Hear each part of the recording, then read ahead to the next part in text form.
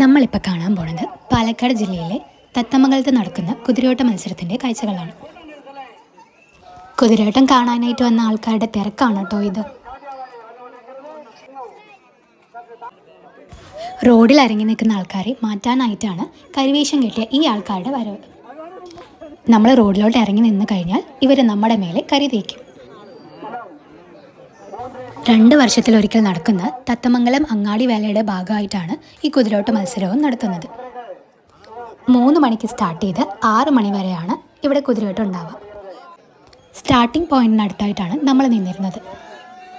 Starting point തൊട്ട് ending point വരെ ഓരോ കുതിരയും ഓടുന്ന ടൈം അവർ നോട്ട് ചെയ്യും.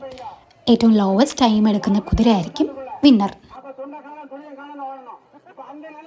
കുതിരയോട്ടം സ്റ്റാർട്ട് ചെയ്യുന്നതിനെ സിഗ്നിഫൈ ചെയ്യാനായിട്ടാണ് ആ പച്ചക്കൊടി അവിടെ കാണിക്കുന്നത്.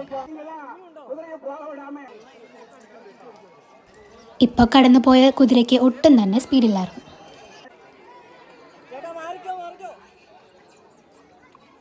ചില കുതിരകളൊക്കെ അത്യാവശ്യം നല്ല ഡേഞ്ചറസ് ആണ് കേട്ടോ.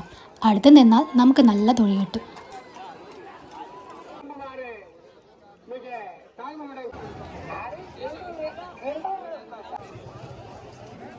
അങ്ങനെ മത്സരമൊക്കെ കഴിഞ്ഞ് ആൾക്കാരെല്ലാം കുതിരകളുടെ അടുത്തേക്ക് പോകാൻ തുടങ്ങി.